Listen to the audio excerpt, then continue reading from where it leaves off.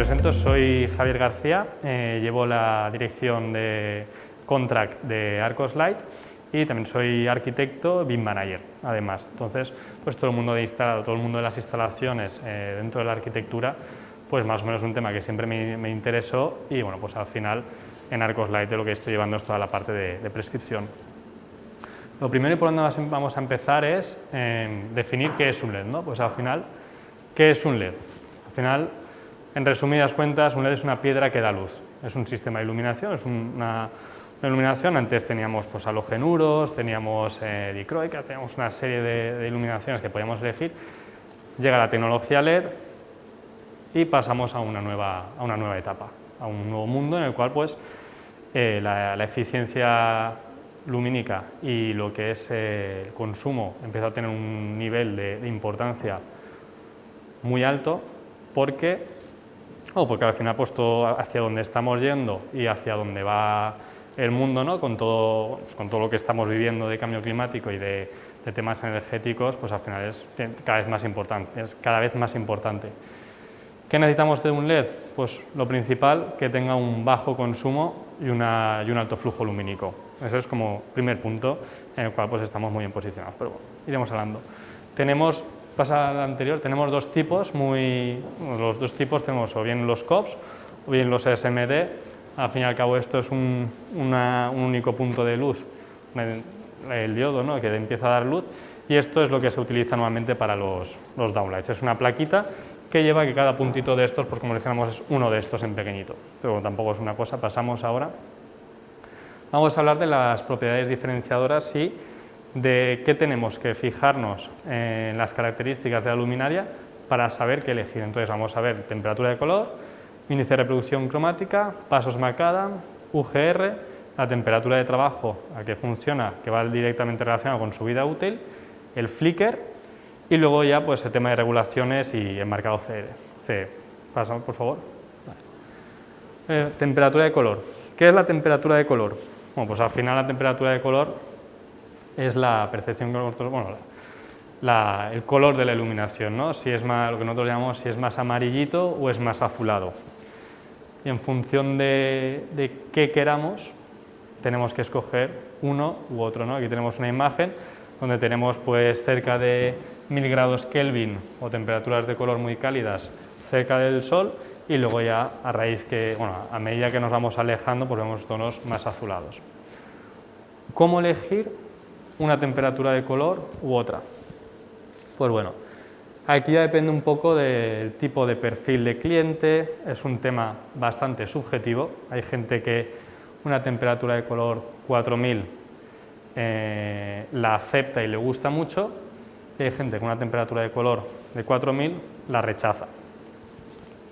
Esto además también está muy relacionado con pues esto al final también es un tema subjetivo de perfil de cliente, y al cliente cuando se está hablando con él hay que preguntarle qué tipo de iluminación te gusta, dónde estás tú más a gusto. A mí me gusta más esto, a mí me gusta más que sea más blanca, a mí me gusta más que sea más cálida. Muy bien, a partir de ahí ya vamos dirigiendo. Ahora bien, hay clientes que, ostras, pues no tengo ni idea de lo que me estás hablando. Bueno, pues ahí es donde nosotros tenemos que empezar a guiarles. ¿Tenemos algún mecanismo objetivo para guiarles? Sí. Y está directamente relacionado con los ritmos circadianos del cuerpo humano. Históricamente, pues somos animales, como dijéramos, y tenemos pues nuestra genética está grabada la relación que tenemos con la luz.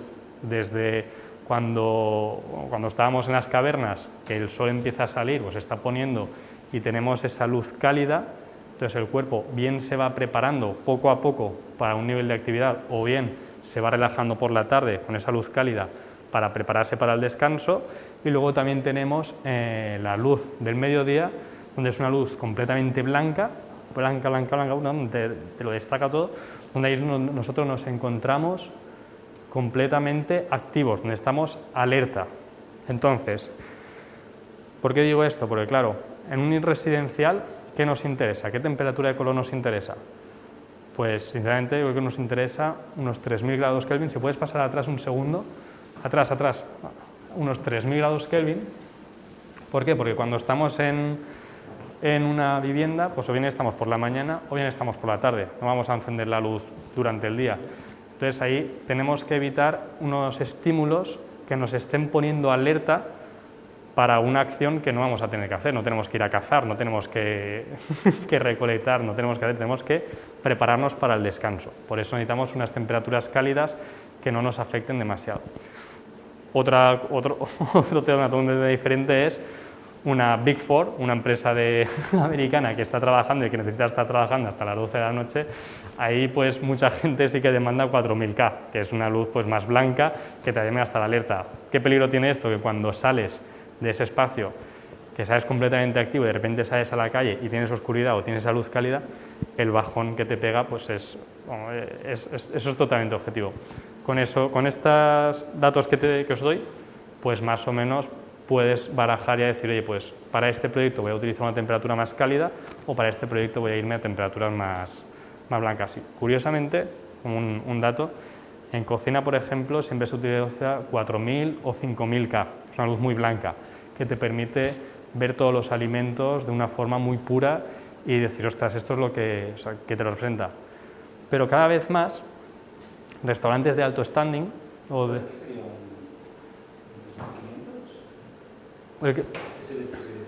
Esto yo creo que estamos hablando de o bien un 3000 o incluso un poquito más cálido, un 2700 podría ser, por lo que estoy viendo el reflejo ahí detrás, más o menos.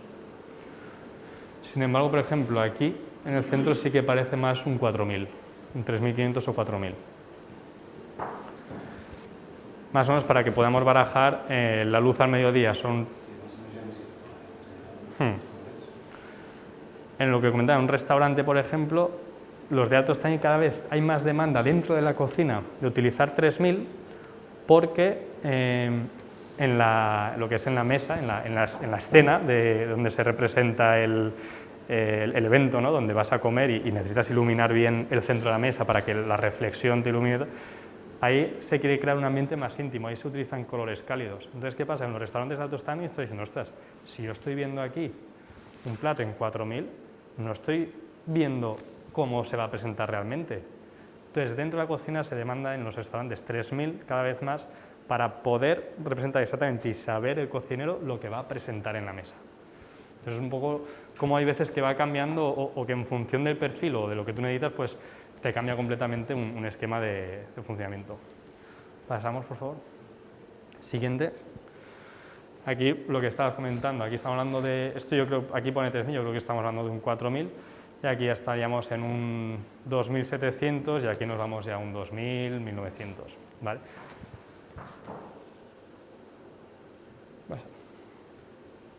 Otra característica, el CRI, índice de reproducción cromática.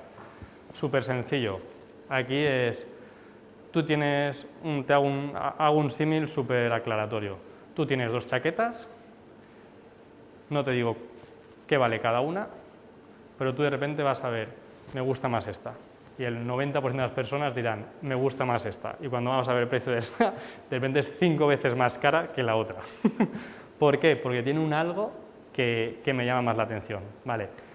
Ese algo en la iluminación es el CRI, que es la manera en la que nosotros, según está iluminado un objeto, percibimos las texturas, los colores, toda la gama de colores que tiene. Al final es como, te lo comento un poco por el tema de, seguramente lo sabes, pero un TIFF o un JPG, ¿no? Un TIFF tiene todos los píxeles y tú puedes marcar cada píxel y saber qué color hay en cada píxel. Un JPG lo que hace es homogeneizar. Tú lo ves así de lejos, pero bueno, pero al final hay mucha más calidad en uno que en otro. Si pasas un segundo la diapositiva aquí, oye, ¿qué diapositiva, o sea, qué foto se ve mejor? Obviamente, aquí esto está muy exagerado. Aquí, esto no, pero si pasamos a la siguiente, aquí sí. ¿Dónde está más chulo? Aquí hay una serie de colores, texturas no las podemos apreciar porque es una presentación, pero hay una serie de colores que nos está llegando, transmitiendo, que no nos estamos viendo ahí. Aquí estamos hablando de que tenemos un CRI superior al 90% y aquí tenemos un CRI superior al 70%. Es una simulación, ¿de acuerdo? No es una... Bueno, para que veamos un poco cómo, según el CRI de la luminaria, podemos apreciar mejor los colores. Al final, la luz del sol a la luz del mediodía es lo que te da el color real. Con la iluminación artificial nunca podemos llegar, cada vez nos acercamos más a esa iluminación real, pero al final siempre vamos a tener pérdidas. No es lo mismo tener unas pérdidas de un 70 o un 75% que de un... Perdón, no es lo mismo llegar a un 70% del color real que a un 90 o incluso un 97%.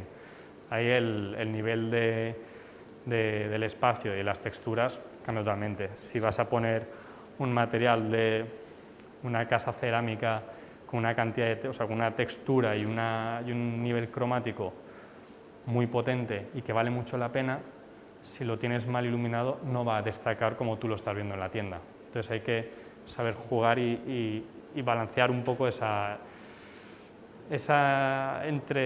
juego entre los materiales, porque al final la luz es otro material, es un material que no se puede ver, es un material intangible, pero es un material que está en el espacio.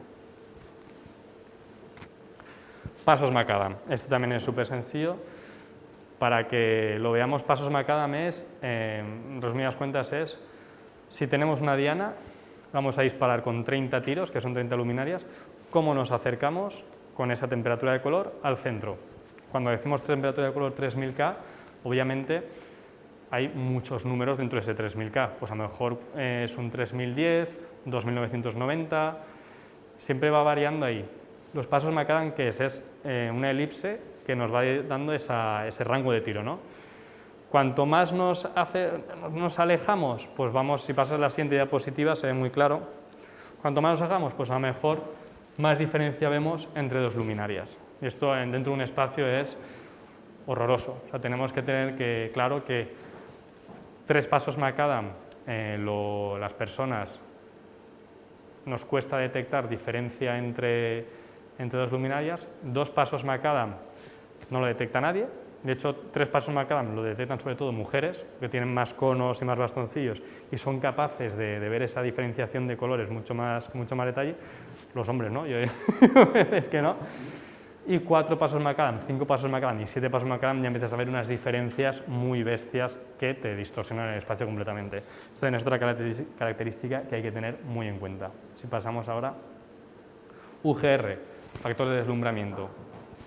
Al final, esto va directamente ligado con la salud y con cómo estás tú de a gusto y de confortable en un espacio. Si estás en un espacio mal iluminado, con luminarias con un UGR alto y que al final vas a estar con deslumbramientos, vas a estar como con los ojos medio achinados, vas a estar recibiendo información del techo con un nivel de iluminación que te va a molestar, de repente el espacio está iluminado con otro nivel y el ojo va a estar molesto. Al cabo del tiempo vas a tener molestias y dolores de cabeza, incluso si estás 8 horas así, cuando sales muy molesto.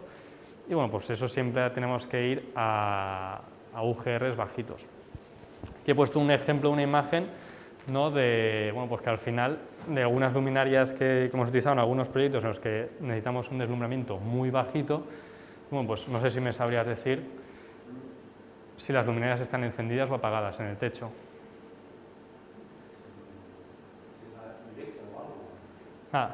Son todos estos puntos de iluminación que ves aquí.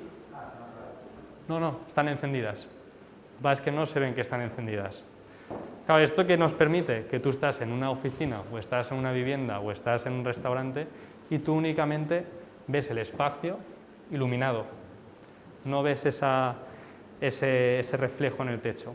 Claro, esto es el nivel de confort. Aparte de que el nivel de confort es brutal, eliminas los reflejos en pantalla, ya no necesitas monitores antirreflectantes, ya no tienes reflejos en los monitores ni en las televisiones. Esto además incide en la salud de las personas porque ya no tiene pues, todo el tema de migrañas, todo el tema de problemas de dolores de cabeza o oculares, se van mitigando, incluso reduciendo al 0%. ¿Por qué? Porque el ojo ya no está trabajando haciendo 3000 fotografías, recibiendo información de un lado y recibiendo información y viendo lo que está en el ambiente, sino que únicamente puede centrarse en el ambiente y estar pues, calmado. ¿Pasamos? Esto es un poco la familia, ¿no? de luz invisible que comentaba, ¿no? Pues el secreto un poco retranqueo que tiene, el reflector, está muy estudiada la forma en la que sale el ángulo de la luminaria, no refleja en la cúpula únicamente recibe luz ambiente, pero al ser luminaria negra absorbe, entonces no se detecta ese cambio de... El icono del LED no refleja en el... Claro, aquí el LED está aquí metido, el ángulo de apertura de luz nunca incide en la cúpula, de forma que tú estás viendo una iluminación, lo conseguimos con este pequeño retranqueo, tú ves el espacio iluminado, pero cuando miras al techo no eres capaz de detectar si la luz está encendida o apagada. Esto al final tiene un confort muy potente. Temperatura de trabajo y la vida útil, que son dos factores que van directamente relacionados. Al final un LED, resumidas cuentas y para hacerlo muy ágil, muere por la temperatura. Cuanta más temperatura trabaje el LED, más rápido va a morir. Esto es un factor súper importante, se mide por una área que es el M80TM10, que al final significa que garantizamos que con las horas útiles que se dicen en las fichas técnicas, un 10% al cabo de esas horas pueden tener una reducción del 80% de su flujo lumínico y pues eso, con todas las pruebas que desde Arcoslight realizamos, pues estamos en unos niveles muy altos. Estamos hablando de que una buena luminaria puede trabajar perfectamente 60.000 horas. ¿Cuántos son 60.000 horas? Depende del uso que le estés dando, pero una vivienda habitual puede ser perfectamente 15 años sin que tengas que cambiar la luminaria, la bombilla en este caso. Esto que te da, al final esto son gráficas mucho más técnicas que podemos pasar hacia adelante. También, paso un segundo a la gráfica. Normalmente los fabricantes del LED siempre te dicen, oye, no trabajes a más de 105 o 120 grados, más o menos. Nosotros desde Arcoslight siempre nos ponemos un factor de seguridad. Nosotros hacemos el cálculo para trabajar a unos 80 grados, más o menos. Tenemos ahí, pasa un segundo, Alfonso, voy a ver. Tenemos aquí una simulación, nosotros realizamos simulaciones. Tengo aquí una, en la cual podemos ver cómo hacemos ese cálculo. Independientemente de que esto es un cálculo con elementos finitos, informático, luego lo probamos en la vida real. Entonces, vemos este LED, pues que se va calentando, lo encendemos, van pasando las horas y se va calentando. Y llega un punto en el que, según el diseño del disipador y según las características que tiene el falso techo, pues se estanca y empieza a trabajar ya siempre a esa temperatura. Por ejemplo, estamos viendo que aquí en el punto más desfavorable pues tenemos unos 60 grados, no llegamos. ¿Esto qué nos permite? Pues nos permite tener esa seguridad de decir, oye, nuestra luminaria te va a durar 60.000 horas porque está toda ella concebida de una forma óptima, para que tú tengas la completa seguridad de que eso te va a durar en el tiempo. Vale.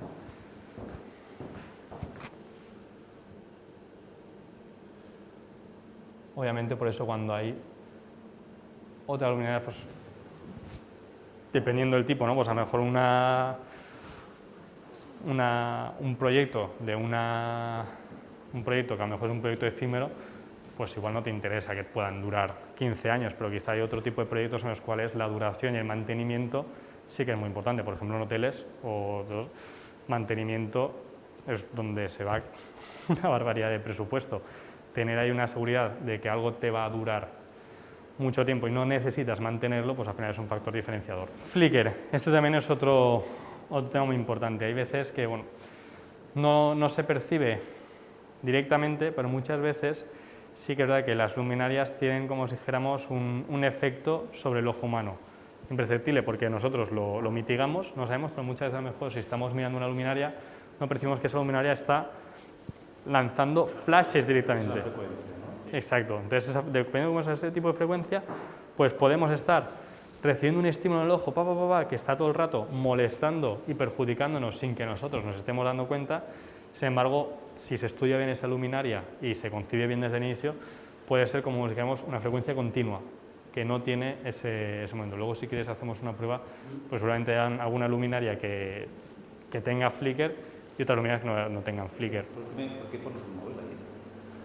Bueno, porque con los móviles se detecta. Los móviles, por la frecuencia de la cámara, es capaz de detectar ese parpadeo.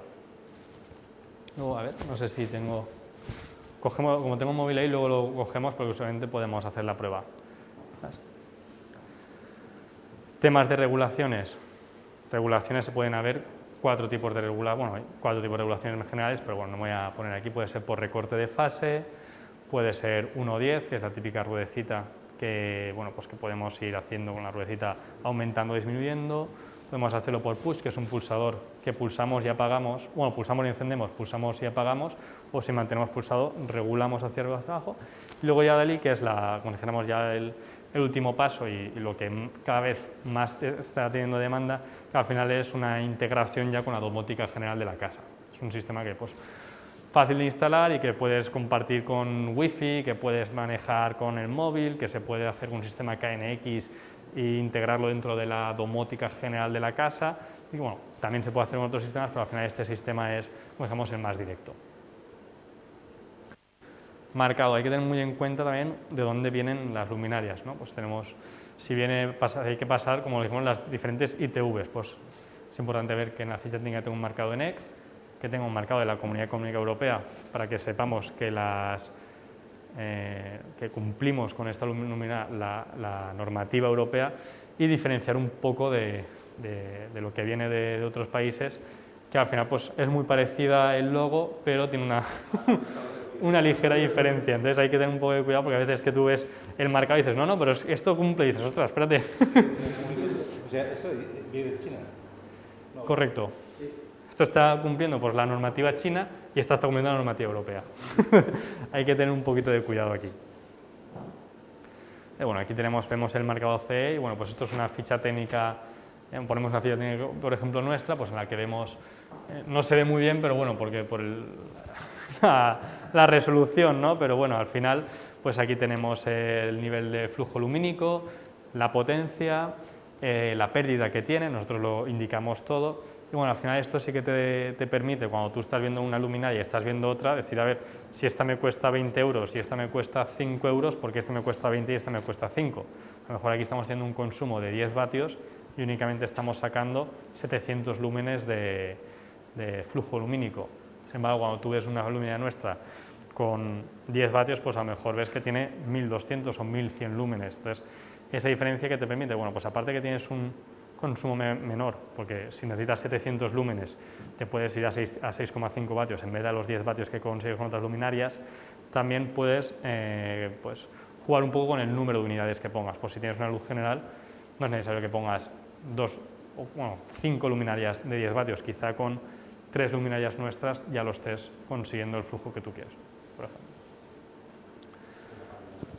Sí, luego ya tipos de proyectos o cómo estamos ayudando cada vez más a prescriptores y a empresas como Industrial Ginés en desarrollar los proyectos. Obviamente todos estos productos de los que te estoy hablando son productos muy técnicos, es un producto que cualquier persona no sabe apreciar o no tiene los conocimientos para poder apreciar. Entonces, este tipo de productos se tiene que trabajar desde el proyecto. Cuando antes lo cojamos, mejor. Incluso en muchas ocasiones ya estamos en contacto con muchos arquitectos desde el proyecto básico, para marcar un poco la directriz general de decir, oye, ¿vamos a ir por aquí o vamos a ir por este otro camino? Nosotros trabajamos mucho con importancia de la iluminación general. Solemos trabajar los proyectos, bueno, pues ¿qué hacemos? Hablamos con los arquitectos o con los prescriptores o con quien nos traiga el proyecto, decimos, vale, ¿qué queremos conseguir con este proyecto? ¿Cuál es el briefing? Tenemos, o sea, según el perfil de cliente, ¿qué tenemos? Tenemos perfil de cliente más medio, que le gusta más este tipo de iluminación, necesitamos un espacio con una iluminación general, es un aula, o queremos hacer algo más escénico o algo más detallando más la importancia en un hotel, por ejemplo, necesitamos una iluminación plana y no damos énfasis a nada, o en este hotel hay un sofá o hay un elemento que al propietario le gusta mucho y lo quiere destacar. No es lo mismo gastarse, por ejemplo, 3.000 euros, 20.000 euros en un sofá y tenerlo con una iluminación plana que no destaca sobre nada, a que de repente tú tengas un foco o tengas algo que te está incidiendo sobre ese sofá, que tienes ahí en mayor flujo lumínico y que el resto queda en una penumbra, ¿no? Es decir, muchas veces que a nosotros nos gusta mucho trabajar los proyectos un poco con cierta filosofía japonesa, ¿no? No hay luz sin sombra. Un poco parece que vaya en contra nuestra, ¿no? Pero bueno, al final generar ese dramatismo y generar esos espacios de estoy en un sitio en penumbra, dentro de siempre la normativa y el código técnico, que al final es cada vez más restrictivo. Dentro de esta normativa, pues siempre pues, generar ese paso de escenas, ¿no? Quizá, de decir, ostras, pues tengo un sitio en penumbra y de repente llego a otro sitio donde tengo un pantallazo o algo sobre un elemento que a mí me interesa, o una bancada de una cocina, que he trabajado y que me gusta mucho y que hace un material súper, y eso es lo que cobra importancia dentro del espacio. No es lo mismo generar ese tipo de sensaciones que al final el cliente lo percibe de una forma casi inconsciente que hacer una iluminación plana, que a lo mejor es lo que necesitamos en un aula donde tenemos que evitar las sombras y donde todo el mundo tiene que estar apuntando. Entonces, un poco eso. Lo que comentaba, cantidad e intensidad, pues aquí tenemos un comedor, ¿no? Una iluminación pues mucho más plana y aquí pues un elemento en otro proyecto donde tenemos todo el espacio en una cierta penumbra, pero incidimos sobre la mesa porque a los arquitectos les gustaba y querían que esa fuera su mesa de trabajo y que cuando entrara la gente vieran representada pues, su elemento y su mesa. Pues, ahí. Esto ya es más tema de casi, no de normativa, porque en una vivienda no hay normativa, pero sí pues, de recomendaciones, de los niveles de iluminación. 100 luxes en un pasillo, 200, 300 en un comedor. Pero bueno, esto al final tienes un poco las sensaciones y lo que le guste. Dentro de esto pues, puedes jugar con más, por ejemplo. En una cocina, pues dentro de la mesa recomendamos 500 lux, pues a lo mejor hay cocinas que necesitas 750 luxes o 800. Entonces ahí, pues, recomendaciones y mínimos. Pero bueno, pasamos. 3 capas de iluminación. Con esto es lo que solemos trabajar muchos proyectos. ¿De acuerdo? Tenemos luz de ambiente, luz de trabajo, luz de acento y luz de trabajo. Al final, también se entremezclan un poco entre ellas, porque la luz de acento, la luz de trabajo puede generar cierta confusión, pero bueno, ahora tenemos unos ejemplos que los vamos a ver en una cocina. Es un proyecto que desarrollamos y tenemos, por ejemplo, dentro de todo este proyecto hay una cocina que se estudió porque se quería hacer con mucho cariño y cobraba mucha importancia en el proyecto, ¿no? Que al final es, vamos viendo un poco a la teoría de Wright, ¿no? La teoría de Wright, donde la cocina es el corazón de la casa y que gira, ¿no? Los años 80 y 90 perdimos un poco esa concepción en los proyectos y es un cuartito dentro de la casa que muchas veces que se ponía en otro sitio y poco a poco cada vez lo vamos integrando y le vamos dando más importancia y queda integrado porque al final es donde vivimos y donde hacemos, pues, si vienes con unos amigos, pues cada vez estás más en la cocina tomando un vermut, o sea, cada vez tiene que estar más integrada. Pues aquí pasamos tenemos aquí con un poco de iluminación ambiental, con una serie de LEDs, un oscurito, lo que no me genera menos, y eso nos queda un poco, bueno, se queda oscuro un poco, pasamos al anterior, parece que se queda un poco oscuro, más que nada sobre todo por la presentación. Aquí obviamente hay una luz ambiental suficiente. Pasamos y ahora tenemos una luz de acento o luz de trabajo, ¿ves? Aquí tenemos un poco de confusión, porque es luz de acento porque queremos detallar la isla, pero también es luz de trabajo para trabajar en la cocina. Del mismo modo, si pasamos, tenemos todo el abanico toda la armariada con luz de trabajo. Yo necesito que ahí tenga suficiente iluminación para abrir y ver todo lo que hay ahí dentro, poder escoger y poder trabajar. De nada me sirve tener estos focos aquí, que me den una iluminación general, si yo voy a estar aquí y me voy a estar haciendo sombra. Entonces siempre se tiene que estudiar con mucho detenimiento todo esto. Y luego también una luz de trabajo para la mesa, donde tú vas a estar ya comiendo, tú vas a estar realizando tu actividad, necesitas pues, una suficiente actividad. Lo anterior era la foto de cómo lo calculamos y esto es la foto real. Obviamente nos acercamos muchísimo porque ahí en Arcoslight tenemos laboratorios y tenemos pues, aparatos y hemos invertido mucho en cómo sacamos los datos de las luminarias para que cuando nosotros hacemos un cálculo, tenemos los LDT, sepamos fehacientemente que lo que estamos dando es la realidad, que cuando hacemos un cálculo estar 100% seguros y dar esa seguridad a los prescriptores de que con nosotros no van a fallar y lo que hay representado es la realidad. Vamos, tenemos otros ejemplos de proyectos, espero que no me esté yendo de tiempo. Esto es un poco el plano otra vez de que estamos viendo esta zona. Si nos hemos fijado, aquí en este proyecto, por ejemplo, se ha utilizado el tema de la luz invisible, que han ido apareciendo los focos y no hemos ido viendo de dónde aparecían. Bueno, otras 2 viviendas que hemos esta la casa en la Cañada de Ramón Esteve. Bueno, pues un poco también aquí cómo se ha trabajado esa luz de trabajo sobre la mesa. También pues, necesitamos, normalmente en muchas cocinas se hace un reparto equitativo y ya está, pero nosotros necesitamos poner aquí focos cuando realmente la iluminación la necesitamos en este espacio.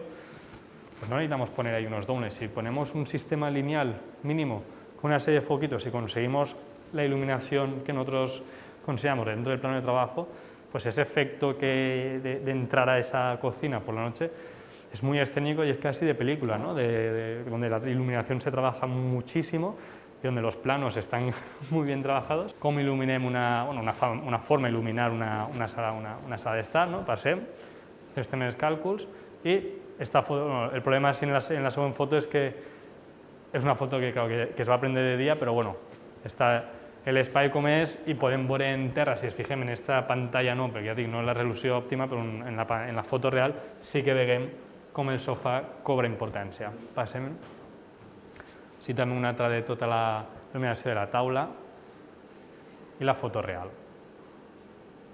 Sí que veiem, sobretot si ens fixem tot així i així, i la diferència que hi ha entre aquesta zona d'ací i la taula, com es dona realment importància a les taules i a aquests projectes en els que el mobiliari i tots els elements cobren importància i sobretot tratant sempre en Arcos-Light de passar la manera més desapercebuda possible. Tenim ahí els puntets molt discrets en el sostre, de manera que quasi no intervenim en l'espai. El mostrem, un element de mostrar.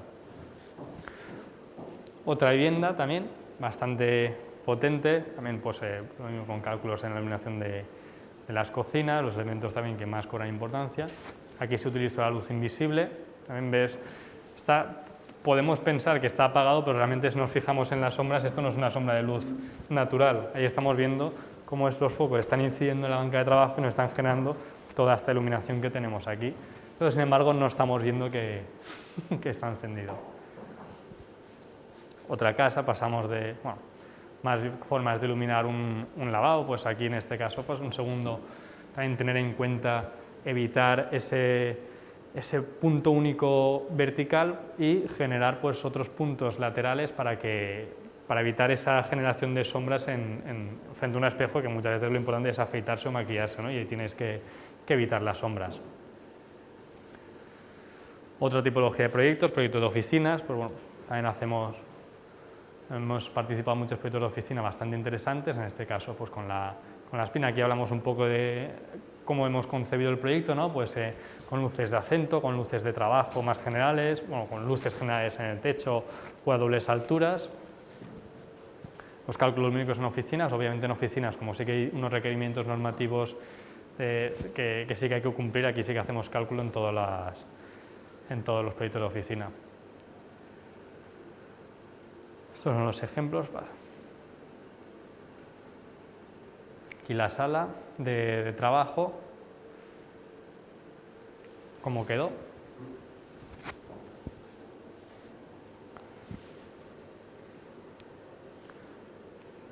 Claro que me he pasado un poquito, vamos a ver esto también un poquito rápidamente.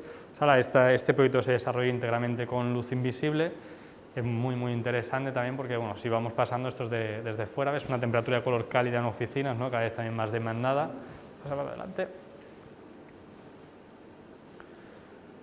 Con la familia de Black Foster y de Shotlights.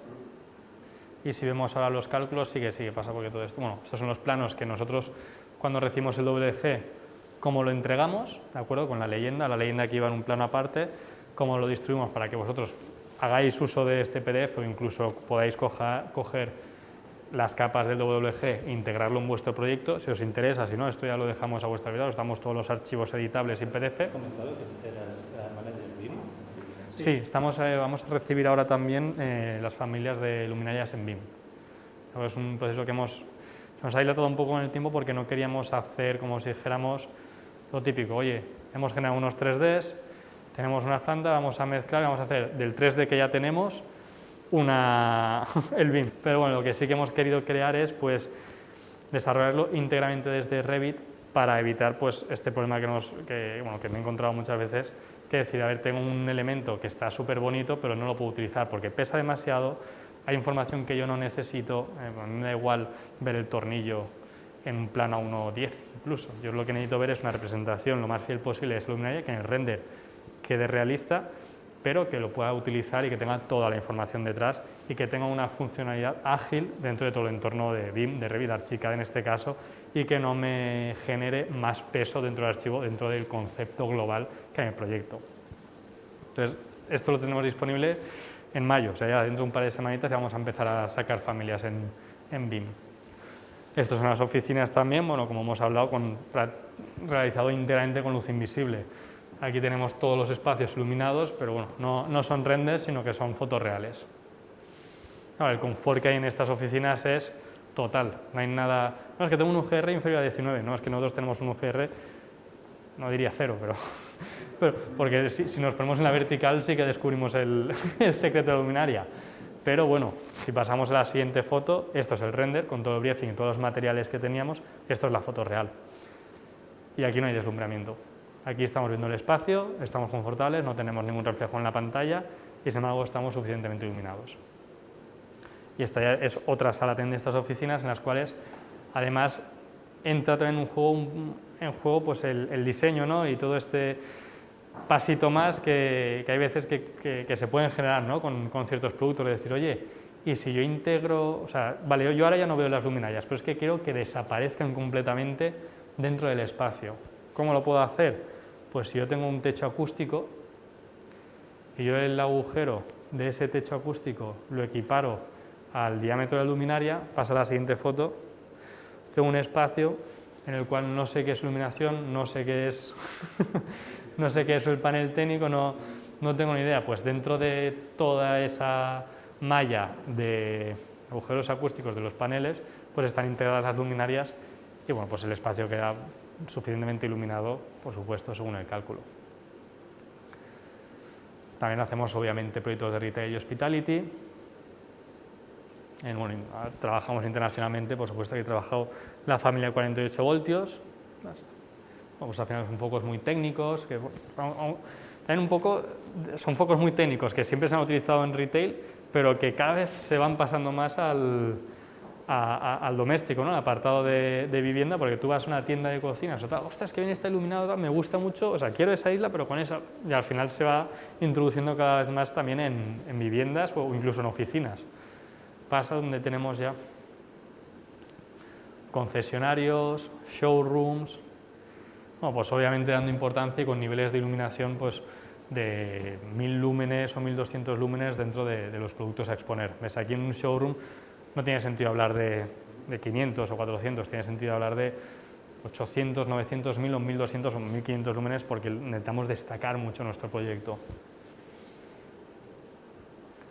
Restaurantes también, como hemos comentado al inicio de la ponencia, donde estuve en una conferencia de Tuñón y Mansilla que me gustó mucho por un restaurante que hizo, en el cual pues, la iluminación tiene muchísima importancia porque, cito sus palabras textuales, cuando una persona va a un restaurante requiere sentirse guapa, ¿no? y ver el producto, ver la escena, ver la película que le van a contar y que va a vivir, ¿no? Porque al final un restaurante cuando vas a un restaurante bueno, eres parte de la película, de la escenografía y bueno, pues cómo iluminas únicamente el centro de la mesa, esa mesa te va a dar el reflejo. Al final es como una obra de teatro, o sea, los restaurantes son obras de teatro donde tenemos que calcular perfectamente qué es el halo de luz, lo que tiene ahí y que la persona no genere sombras, que estén todos viéndose guapos y que cobre importancia los platos y lo que va a presentar. Este es un restaurante de la ganadora de Masterchef, de Silvia, que tiene ahí en Valencia, el Huerto. No, pues realizamos los cálculos. En este momento todavía no teníamos briefing de los materiales que se iban a poner, pero bueno, al final el resultado pues es el que se deseaba. Se genera un poco todo lo que tenemos. No, con esto ya estaría.